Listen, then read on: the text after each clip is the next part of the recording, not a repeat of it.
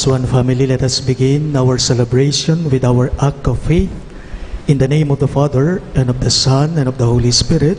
Amen. The grace of our Lord Jesus Christ, and the love of God, and the communion of the Holy Spirit be with you all. And with your spirit. My dear sisters and brothers in Christ, coming together as God's family, with confidence let us ask the Father's forgiveness, for He is full of gentleness and compassion.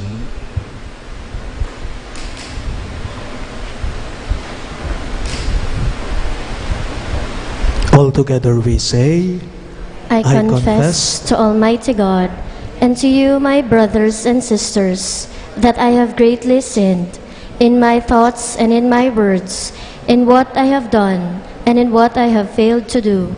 Through my most grievous fault. Therefore I ask Blessed Mary, ever Virgin, all the angels and saints, and you, my brothers and sisters, to pray for me to the Lord our God. May Almighty God have mercy on us, forgive us our sins, and bring us to everlasting life. Amen.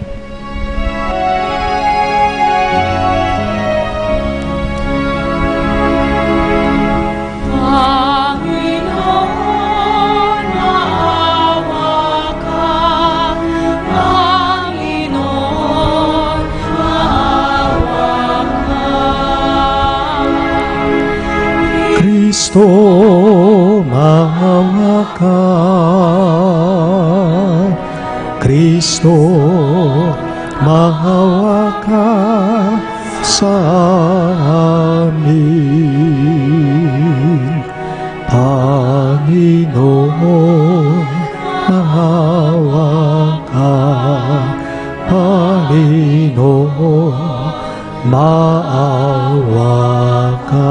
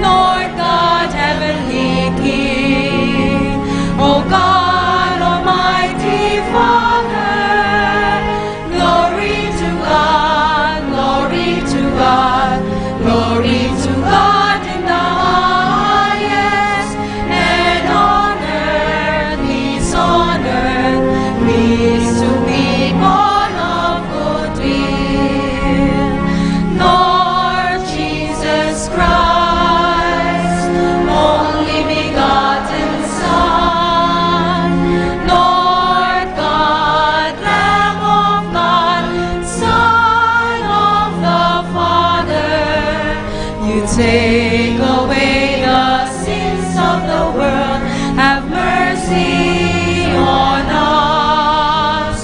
You take away the sins of the world, receive our prayer. You are seated at the right hand of the Father. Have mercy on us. Glory to God, glory to God, glory to God in the highest, and on earth, peace to people of good will. For you alone are the Holy One, you alone are the Lord, you alone are the Most High, Jesus Christ, with the Holy Spirit, in the glory of God the Father. Glory to God, glory to God, glory to God in the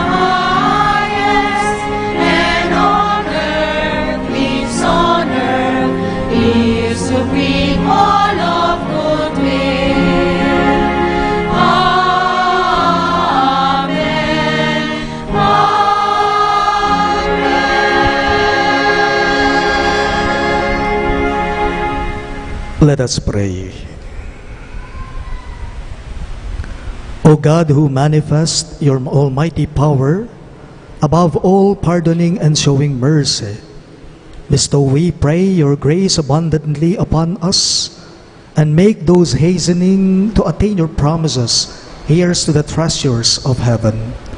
Through our Lord Jesus Christ, your Son, who lives and reigns with you, in the unity of the Holy Spirit, one God, forever and ever. Amen.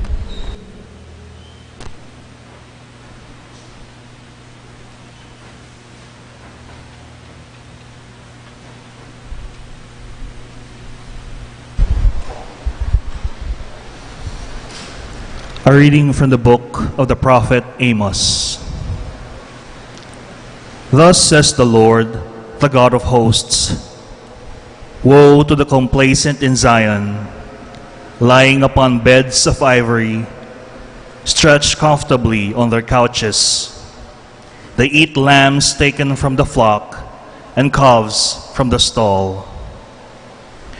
Improvising to music of the harp like David, they devise their own accompaniment. They drink wine from bowls and anoint themselves with the best oils. Yet they are not made ill by the collapse of Joseph. Therefore, now they shall be the first to go into exile, and their wanton revelry shall be done away with. The word of the Lord. Thanks be to God.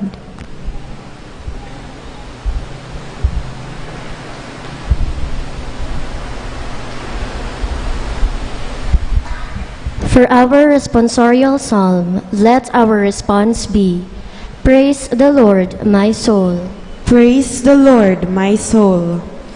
Blessed is he who keeps faith forever, secures justice for the oppressed, gives food to the hungry. The Lord sets captives free. Praise the Lord, my soul. The Lord gives sight to the blind. The Lord raises up those who were bowed down. The Lord loves the just. The Lord protects strangers. Praise the Lord, my soul. The fatherless and the widow he sustains, but the way of the wicked he thwarts. The Lord shall reign forever, your God, O Zion, through all generations. Alleluia. Praise the Lord, my soul.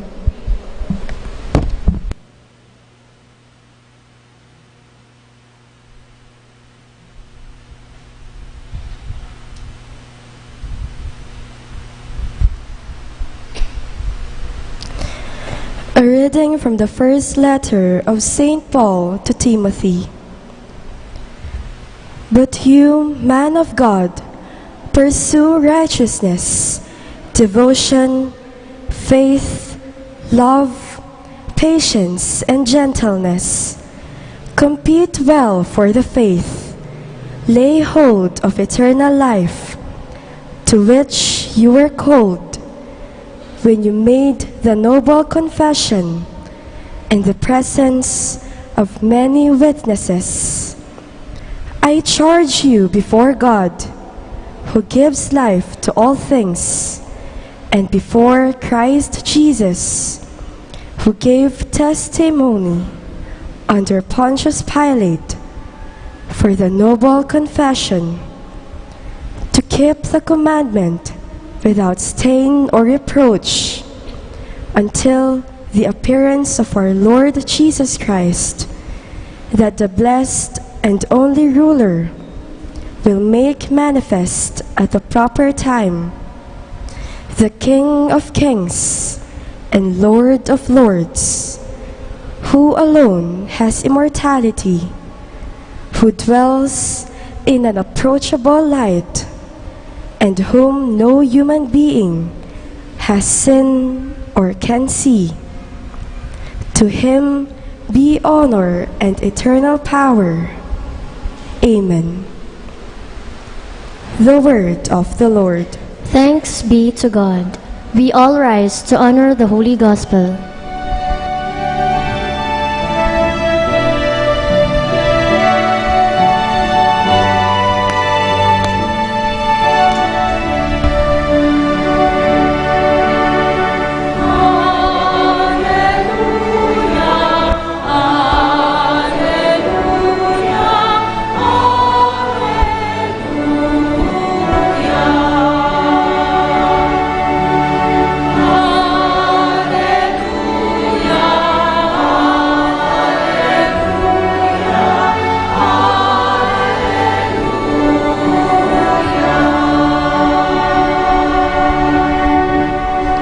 together. Though our Lord Jesus Christ was rich, He became poor, so that by His poverty you might become rich.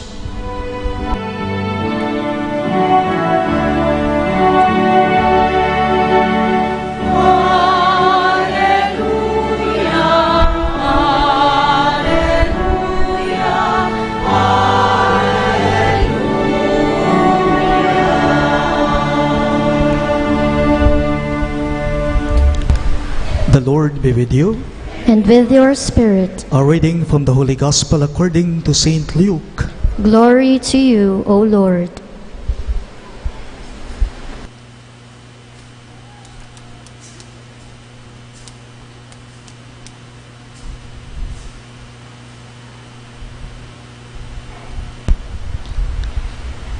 Jesus said to the Pharisees, "There was a rich man who dressed in purple garments and fine linen, and dined sumptuously each day.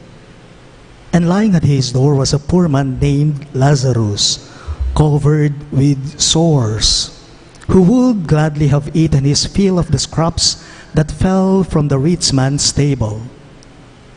Dogs even used to come and lick his sores. When the poor man died, he was carried away by angels to the bosom of Abraham. The rich man also died and was buried.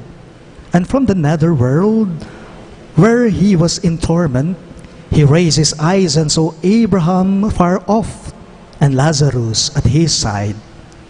And he cried out, 'Father Abraham, have pity on me. Send Lazarus to dip the tip of his finger in water and cool my tongue, for I am suffering torment in these flames.' Abraham replied, 'My child, remember that you received what was good during your lifetime, while Lazarus likewise received what was bad. But now he is comforted here, whereas you are tormented. Moreover, between us and you a great chasm established, to prevent anyone from crossing who might wish to go from our side to yours, or from your side to ours.' He said, 'Then I beg you, Father, send him to my father's house, for I have 5 brothers, so that he may warn them, lest they too come to this place of torment.' But Abraham replied, 'They have Moses and the prophets. Let them listen to them.' He said, 'Oh no, Father Abraham, but if someone from the dead goes to them, they will repent.' Then Abraham said, 'If they will not listen to Moses and the prophets, neither will they be persuaded if someone should rise from the dead.'" My dear friends, the good news of our salvation. Praise to you, Lord Jesus Christ.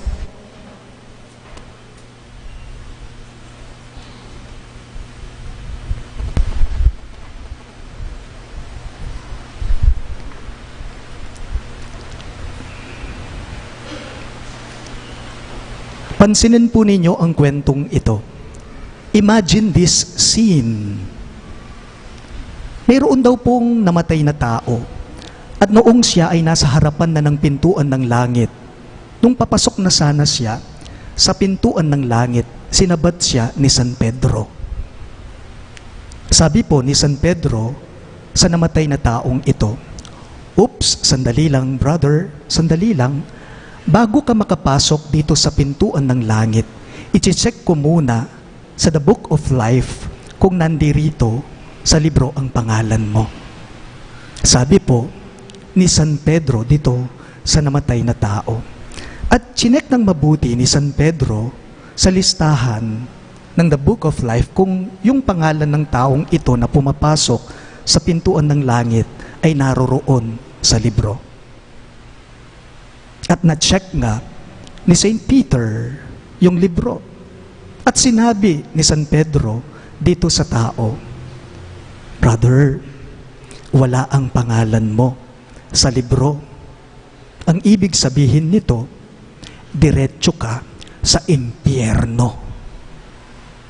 sabi ni San Pedro, sa namatay na tao, wala ang pangalan mo dito sa libro. So, ibig sabihin nun, simple lang, brother, mapupunta ka sa impyerno. Alam po ninyo, nagulat yung namatay na tao, nabigla siya at nagprotesta siya kay San Pedro. Sabi niya, but what did I do? I did nothing. Sabi niya, bakit San Pedro? Ano bang ginawa ko? Wala naman akong ginawa. Sabi niya, precisely. Exactly. Sabi ni San Pedro sa kanya, yun na ang problema eh. Nung buhay ka, wala kang ginawa. Kung kaya't sa impyerno ang punta mo. Ang diretsyo mo. Sabi po ni San Pedro dito sa namatay na tao. In today's gospel, note that the rich man was not punished because he was rich. No. No. What is condemned here? What is condemned? What he was his insensitivity to help the needy as symbolized by the beggar named Lazarus. Yung mayaman na tao, yung pong mayaman na tao, alam ninyo, wala siyang ginawa nung buhay siya. Kaya't sa impyerno ngayon, ang punta niya. Kung babalikan lamang po natin ang pagbasa natin, lalong-lalo na ang ebanghelyo natin ngayong linggong ito, tingnan po ninyo, yung mayamang tao, hindi naman niya sinaktan yung pulube nung buhay siya. Hindi naman niya pinagsamantalahan ng kahinaan nung pulube nung buhay siya, itong mayaman.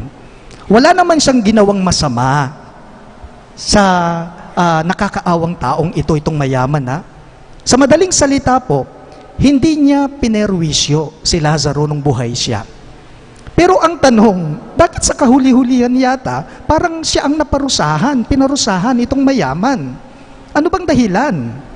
Bakit siya ngayon ang nagdurusa? Ano bang maling ginawa niya itong mayaman na tao nung buhay pa siya?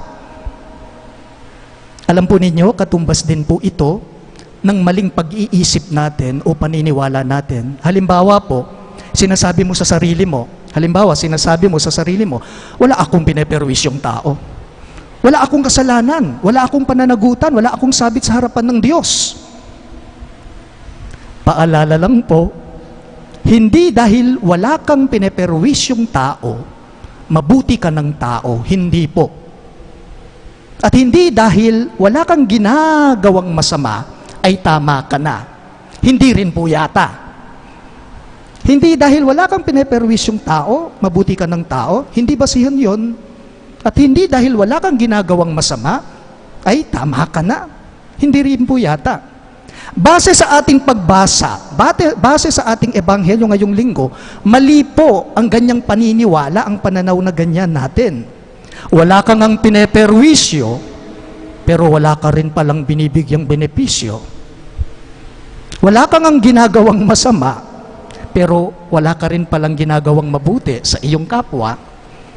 Hindi nga ikaw ang namerwisyo, pero wala ka naman palang ginawang mabuti sa taong naperwisyo. Mali po ang ganyang paniniwala natin. Halimbawa, upang maging malinaw lamang po sa ating lahat, may nakita ka, taong nalulunod. Nalulunod ang isang tao. Hindi naman ikaw ang nanulak sa kanya, pero ikaw yung nandoon. Ikaw yung malapit sa kanya. Wala ka nang pakialam sa kanya upang sagipin ang buhay nitong taong nalulunod. O kaya naman po, nakita mo, may taong na-aksidente. May nadisgrasya, taong na-aksidente. Hindi naman ikaw yung naka-disgrasya o nakabundol. Wala ka na bang pakialam upang saklolohin ang taong ito? Kahit ikaw yung pinakamalapit, kaya mo namang tumulong sa mga oras na yon. Tandaanan tapo, nung agyo mo naman ing maglarin, pero ing kasiran mo pansin, king kelambatan, mituran ka rin. Nung agyo mo naman palang maglarin, pero ing kasiran mo pansin, king kelambatan, ikang tao, mituran ka rin. Sabi nga po ng unang pagbasa natin, ang ganda ng first reading natin, from the prophet Amos, ang sabi niya, kalunos-lunos ang mangyayari sa inyo, kayong mga walang pakialam sa mga tinatamaan. Walang pakialam, walang pakialam. Ito po ang ikinasira nung taong mayaman sa ating ebanghelyo. Ang tanong, sa papaanong pamamaraan niya ikinasira ito na wala siyang pakialam? Wala po kasi siyang malasakit nung buhay siya. Wala siyang habag. Wala siyang pakiramdam sa taong nangangailangan ng tulong sa kanya nung buhay pa siya. Nanduroon lang sa tabi ng bahay niya si Lazaro. Dinadaan-daanan lamang niya, pero wala siyang pakialam sa kanya. Meaning, ayaw niyang nagpapaabala. Ayaw niyang nagpapaabala noong buhay pa siya. Kaya't ang naging resulta ay ano? Nanlamig ang pagmamahal niya, ang pag-ibig niya sa kalooban niya. Nanlamig na wala po ang habag niya, ang pag-ibig niya. Nakapit sana niya ito sa Diyos at sa kanyang kapwa.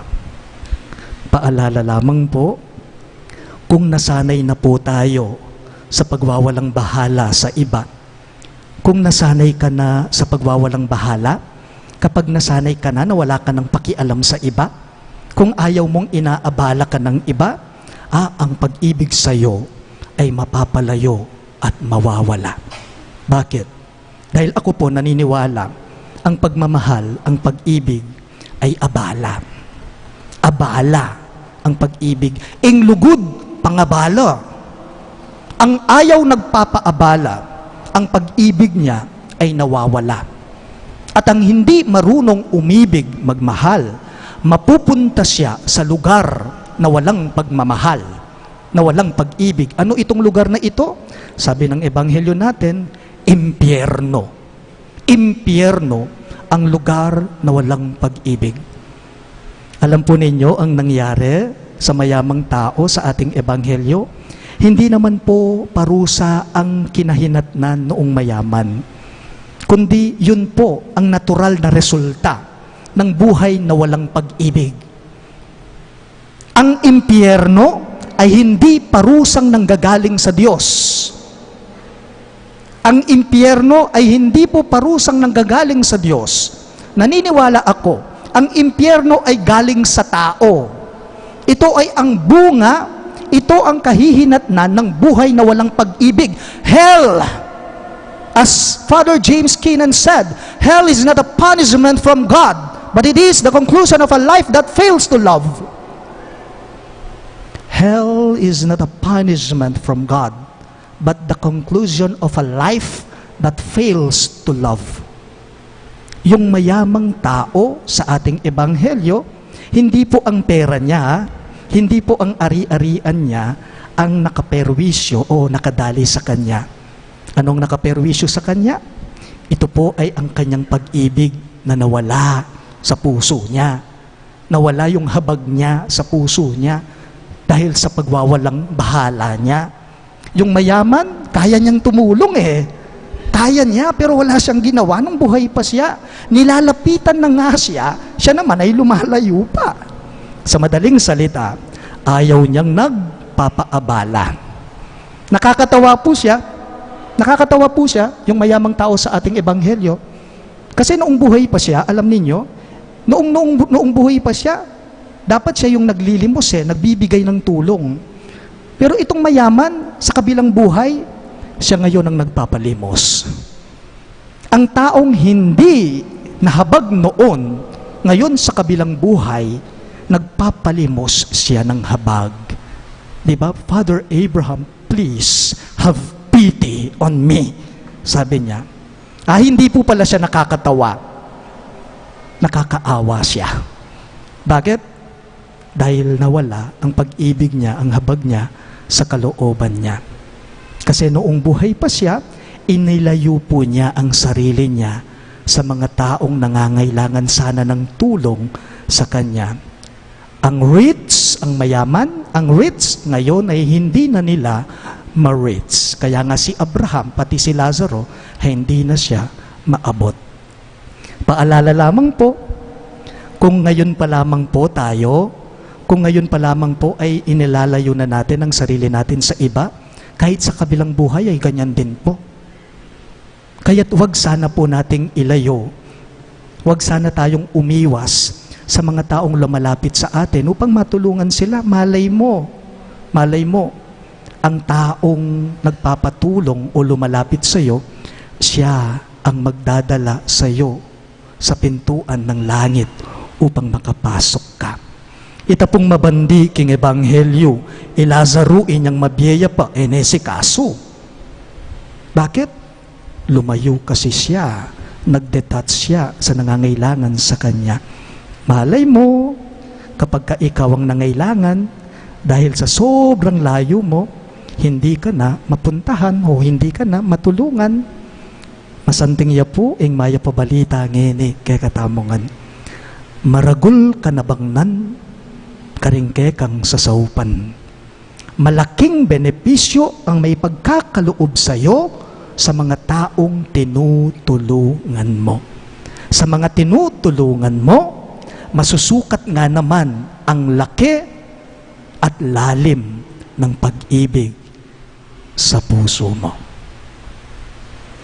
Please rise. I believe in one God, Father Almighty, maker of heaven and earth, of all things visible and invisible. I believe in one Lord Jesus Christ, the only begotten Son of God, born of the Father before all ages, God from God, light from light, true God from true God, begotten not made, consubstantial with the Father. Through him all things were made. For us men and for our salvation, he came down from heaven, and by the Holy Spirit was incarnate of the Virgin Mary and became man. For our sake he was crucified under Pontius Pilate. He suffered death and was buried, and rose again on the third day in accordance with the Scriptures. He ascended into heaven and is seated at the right hand of the Father. He will come again in glory to judge the living and the dead, and his kingdom will have no end. I believe in the Holy Spirit, the Lord, the giver of life, who proceeds from the Father and the Son, who with the Father and the Son is adored and glorified, who has spoken through the prophets. I believe in one holy Catholic and Apostolic Church. I confess one baptism for the forgiveness of sins, and I look forward to the resurrection of the dead and the life of the world to come. Amen. My dear friends, despite notable progress in the world, especially in the field of technology, there are still countless Lazarus in our midst because of our selfishness and unconcern. We raise our petitions for the needy and those who suffer. In every petition, you shall respond, Lord, help us to share. All of us, please. Lord, help us to share. May the Church continue to preach the good news of Christ and proclaim with all courage the beatitude of the poor and the woes of the rich and the satisfied. We pray. Help us to share. May the Lazaruses among us, the needy, the downtrodden, the sick, the lonely, the jobless, find comfort in the Lord and open the hearts and hands of generous persons. We pray. Lord, help us to share. May the divers among us, the rich, realize that there is more to life than the accumulation and enjoyment of riches, and that it is by giving and sharing that they store inexhaustible treasures in heaven. We pray. Lord, help us to share. For seafarers' families, especially their children, may they be protected and guided by the Lord, and may they in turn support the seafarers while they are on board. We pray. Lord, help us to share. May the Lord bless and prosper the ministry of priests, religious, and lay people of the apostleship of the sea, who dedicate their services to seafarers in ports throughout the world. We pray. Lord, help us to share. May our departed ones, especially seafarers who lost their lives through the accidents and sickness, receive the prize of a good life in the company of Abraham, the angels, and the saints in heaven. We pray. Lord, help us to share. Let us include the following intentions. For the thanksgiving of Regina Marie Barda, for the birthday thanksgiving of Liza Ortega, Fritz Silua, and Kerum Kalilung. For the special intentions of Leila Abiog, Paz Suing, Evelyn De La Rosa, Jo Marie Banal, Charles and Katrina Bongay, Michael Canlas for successful board exam, the St. Jude Thaddeus Parish Pastoral Council, and the St. Jude Village officers and homeowners. For the good health of Sonny Bustos, Luis Andrew Panlaki, Inez Sunga, Anita Teodin, Belen Gonzalez, and all our sick relatives and friends. For the eternal repose of the souls of Norma, Maria Virginia, Antonio Alde, Jocelyn Villaroman, Helen Tiopenco, Milagros Ignas, Pedro, Francisca, Victor, Diosdado, Marciana, Miguel, Fedelia, Bernabe, Bernadita, Miguel Baluyot, Teresita Alejandro, Conrad Lingad Garcia Sr., Rose Sihema, Michael Baluyot, and all souls in purgatory. Let us pray to the Lord. Lord, help us to share. In silence, let us pray for our personal intentions.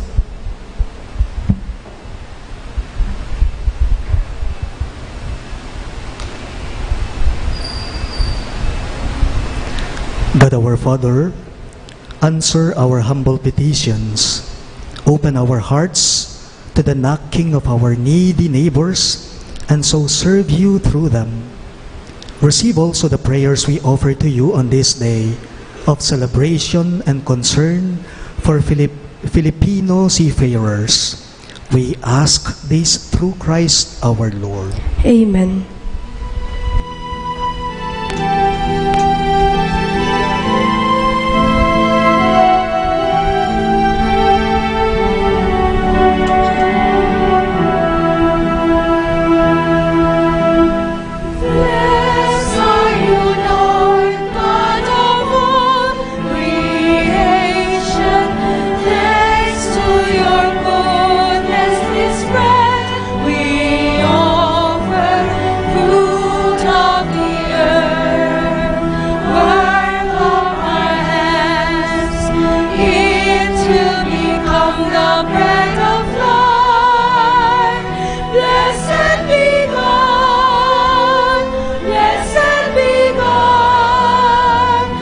Blessed be God.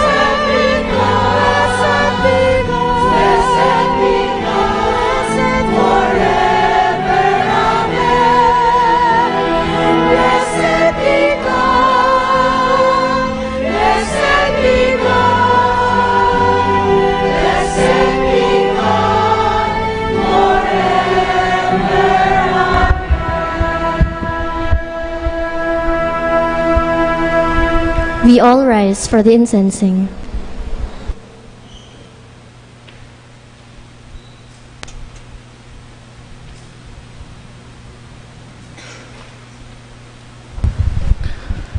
Pray, my dear friends, that my and your sacrifice may be acceptable to God, the Almighty Father.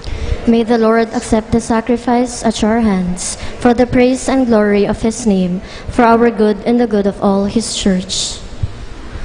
Grant us, O merciful God, that this our offering may find acceptance with you, and that through it the wellspring of all blessing may be laid open before us. We ask this through Christ our Lord.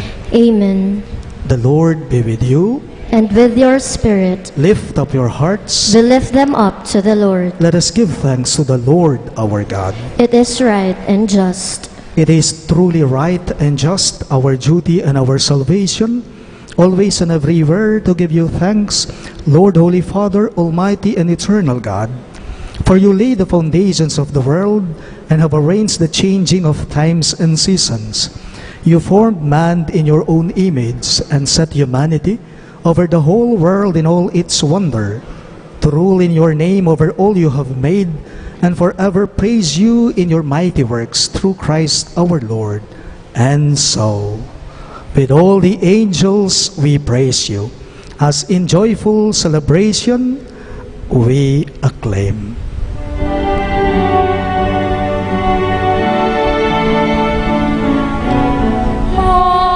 Holy, holy,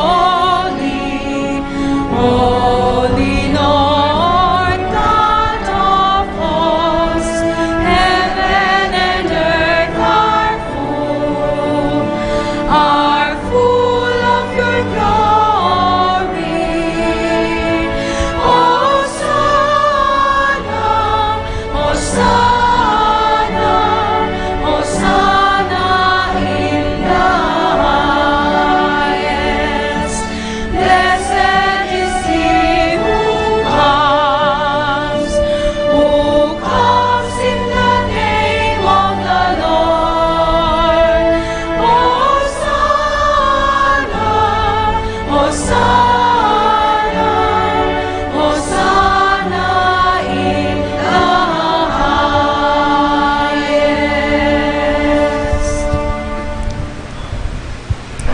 You are indeed holy, O Lord, the fount of all holiness. Make holy, therefore, these gifts, we pray, by sending down your Spirit upon them like the dewfall, so that they may become for us the body and blood of our Lord Jesus Christ. At the time he was betrayed and entered willingly into his passion, he took bread, and giving thanks, broke it and gave it to his disciples, saying, "Take this, all of you, and eat of it, for this is my body, which will be given up for you."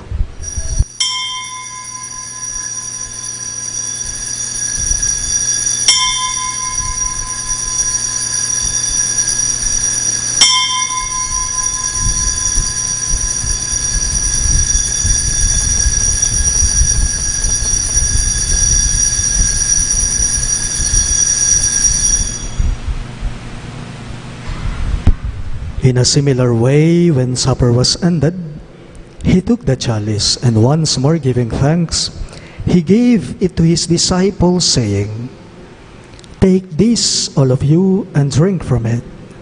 For this is the chalice of my blood, the blood of the new and eternal covenant, which will be poured out for you and for many for the forgiveness of sins. Do this in memory of me."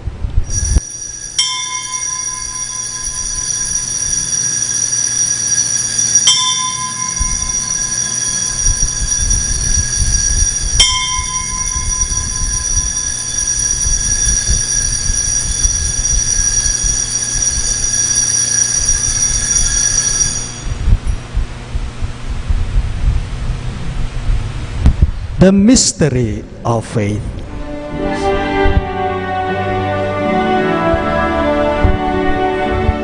When we eat this bread and drink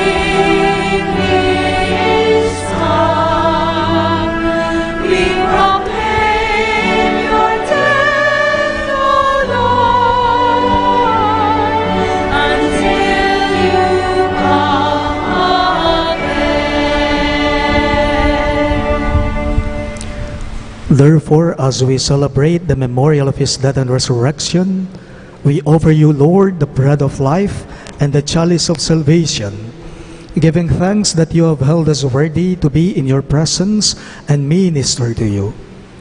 Humbly we pray that partaking of the body and blood of Christ, we may be gathered into one by the Holy Spirit. Remember, your Lord, your church spread throughout the world, and bring her to the fullness of charity, together with Francis, our Pope, Florentino, our Bishop, Pasiano, our Bishop Emeritus, and all the clergy. Remember your servant Norma, whom you have called from this world to yourself. Grant that she who was united with your Son in a death like his may also be one with him in his resurrection. Remember also our brothers and sisters who have fallen asleep in the hope of the resurrection, and all who have died in your mercy. Welcome them into the light of your face. Have mercy on us all, we pray, that with the Blessed Virgin Mary, Mother of God, Saint Joseph, her most chaste spouse, with the blessed apostles, Saint Jude Thaddeus, our patron saint, and all the saints who have pleased you throughout the ages, we may merit to be co-heirs to eternal life, and may praise and glorify you through your Son, Jesus Christ. Through him, with him, and in him, in the unity of the Holy Spirit, all glory and honor is yours, Almighty Father, forever and ever.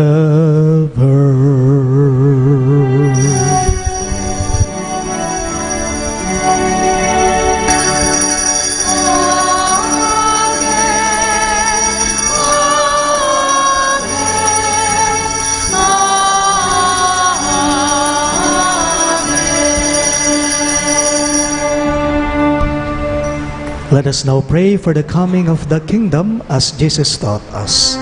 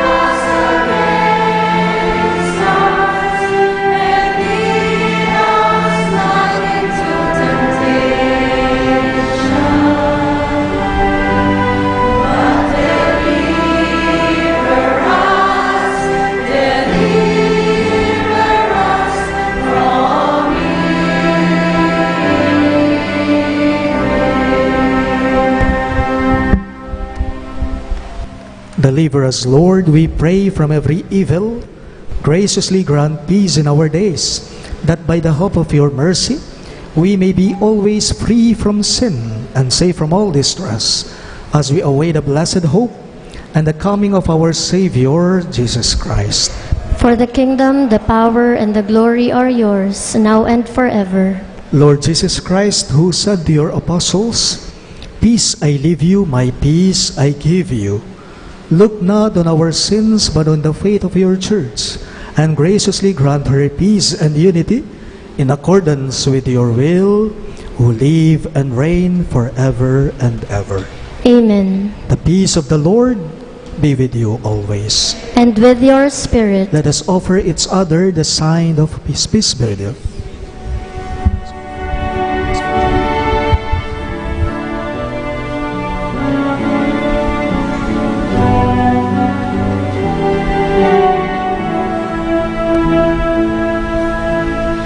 Jesus, Lamb of God,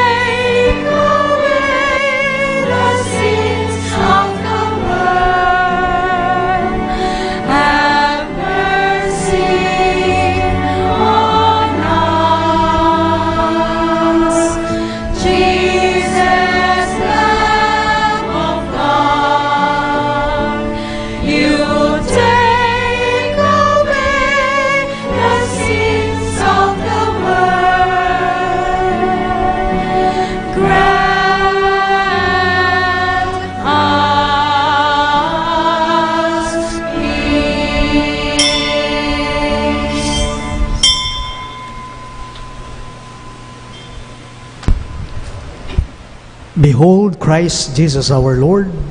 He is the Lamb of God who takes away the sins of the world. Happy are those who are called to his supper. Lord, I am not worthy that you should enter under my roof, but only say the word, and my soul shall be healed.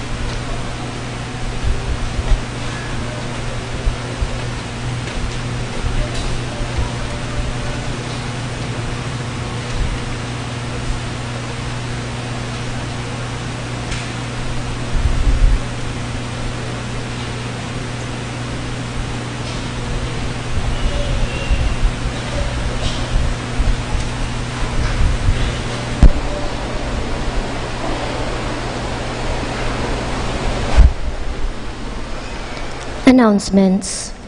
The month of October ushers two significant celebrations in our parish. The feast of our patroness, Our Lady, the Queen of the Most Holy Rosary, on October 7, and the feast of our patron, Saint Jude Thaddeus, on October 28. In preparation for the feast on October 7, the parish will have a Triduum in honor of Our Lady, the Queen of the Most Holy Rosary, on October 4, 5, and 6, Friday to Sunday of this coming week.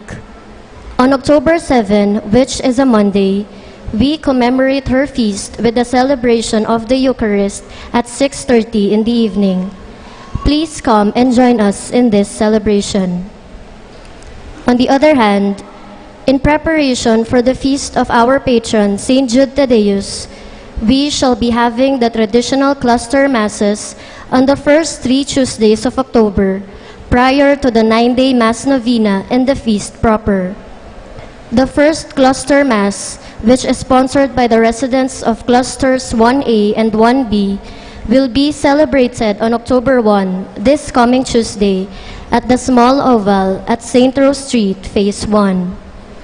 Let us be one with clusters 1A and 1B in this celebration, as well as in the procession that will take back the image of St. Jude from the Mass venue to the parish church immediately after the Mass. Thank you.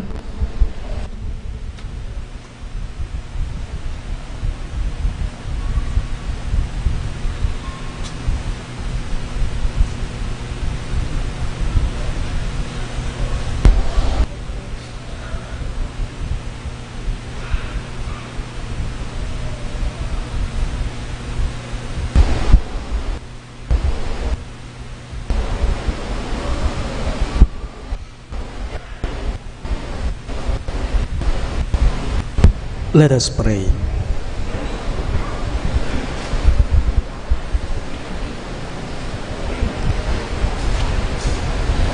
May this heavenly mystery, O Lord, restore us in mind and body, that we may be co-heirs in glory with Christ, to whose suffering we are united whenever we proclaim his death, who lives and reigns forever and ever. Amen. The Lord be with you. And with your spirit. Bow your heads and pray for God's blessing. May Almighty God always keep every adversity far from you, and in His kindness pour out upon you the gifts of His blessing. Amen. May God keep your hearts attentive to His words, that they may be filled with everlasting gladness.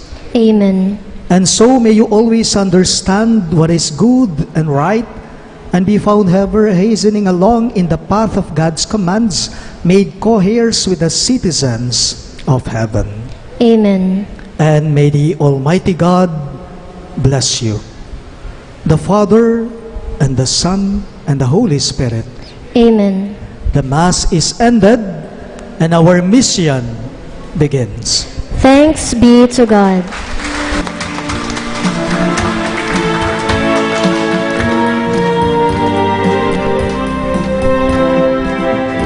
Till the end of my days, O Lord, I will bless your name, sing your praise, give you thanks all my days.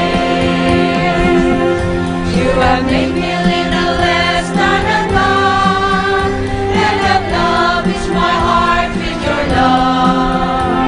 With dignity and honor you brought me, even may rule over all. Till the end of my days, O Lord, I will bless your name, sing your praise, give you thanks all my days.